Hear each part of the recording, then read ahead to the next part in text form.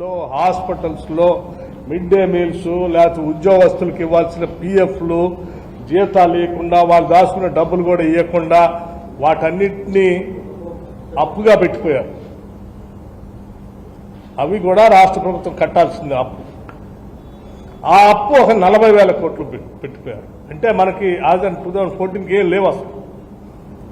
దాన్ని ఒక 40,000 కోట్లకి 40,154 కోట్లకి పెట్టిల్లారు. సో ఈ మొత్తం కలిపి 7,11,911 కోట్లు ఉన్నాయి. ఇది రాష్ట్ర ప్రభుత్వం ఆయా బ్యాంకులకి, కార్పొరేషన్లకి, లేకపోతే ఉద్యోగస్తులకి, కాంట్రాక్టులకి కట్టాల్సిన అప్పులు. ఇవి లెక్కలతో సహా రేపొద్దున శాసనసభలో కూడా వాళ్ళు ఏమైనా చర్చ పెడితే ఆ చర్చలో చూపించడానికి కూడా సిద్ధంగా ఉన్నాను. దానికంటే ముందు ఈ రాష్ట్ర ప్రజలకి గత కొన్ని రోజులుగా హరీష్ రావు గారు, ఇవాళ ఇంకా ఒకళ్ళిద్దరు కూడా మాట్లాడారు. మరి ఇంత పచ్చి అబద్ధాలు ఉన్నవా? ఇవన్నీ దాస్తే దాగాయి కాదు,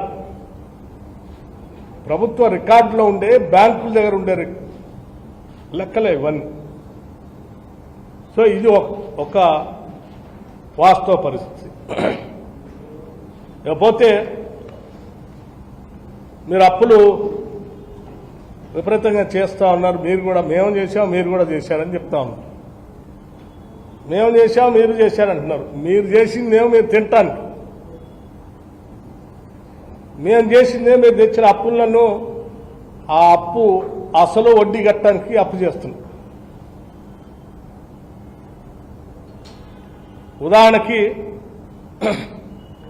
మేము ఇప్పటికల్లా 54,118 కోట్లు అప్పు చేశాం ఎఫ్ఆర్బిఎం లిమిట్ ప్రకారం. కానీ తిరిగి కట్టింది, అప్పు కట్టింది, ఇవన్నీ కూడా చేసింది దేనికంటే ఈ 10 నెలల్లో 11 నెలల్లో 66,772 కోట్లు అప్పు వడ్డీ కలిపి కట్టాం. అంటే తీసుకున్న అప్పే సరిపోక ఇంకా రాష్ట్ర ప్రభుత్వం నుంచి ఆదాయాన్ని కూడా కలిపి మీరు తెచ్చిన అప్పు మీరు తినడానికి మేము కట్టింది 66,722 కోట్ల రూపాయలు. ఒకసారి ఆలోచన చేయండి. 66,722 కోట్ల రూపాయలు ఇప్పటికల్లా మేము ఈ బ్యాంకులకి, మిగతా వాటికి హార్డ్ క్యాష్ ని కట్టింది. 2014 రాష్ట్ర విభజన జరిగే నాటికి సంవత్సరానికి రాష్ట్ర ప్రభుత్వం బ్యాంకులు కట్టే అప్పు కానీ లేకపోతే వడ్డీ కానీ అసలు కానీ కలిపితే 6,400 కోట్ల రూపాయలు ఉండేది సంవత్సరం మొత్తానికి. 6,400 కోట్ల రూపాయలు మాత్రమే ఉండేది. అటువంటిది 10 సంవత్సరాల్లో 6,400 కోట్ల నుంచి 66,772 కోట్లకి అసలు వడ్డీ కట్టాల్సిన దుస్థితి తీసుకొచ్చారు. ఈ మేం చేసిన అప్పు ఆ అప్పు మీద కట్టే అసలు వడ్డీ కాదు. మహానుభావులు 10 ఏళ్లు చేసినటువంటి అప్పుకి మేము కడుతున్నట్టు. ఇది ఈ లెక్క కూడా దాస్తే దాగేది. ఎందుకంటే మేమంతా బ్యాంకులు కట్టేది లెక్క ప్రకారం ప్రతి నెల బ్యాంకులో కంప్యూటర్స్లో ఆర్బీఐ ద్వారా స్పష్టంగా ఉంటుంది. ఎవరికైనా డౌట్ ఉంటే తీసుకోవచ్చు. ఇది పరిస్థితి.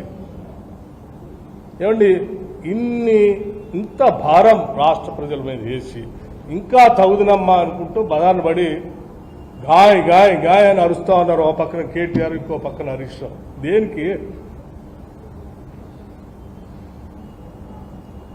ఇంకో ఆయన మాట్లాడుతాడు రెసిడెన్షియల్ స్కూల్ గురించి ఏం పట్టించుకోవట్లేదు, మేము పోతాం అన్న పని.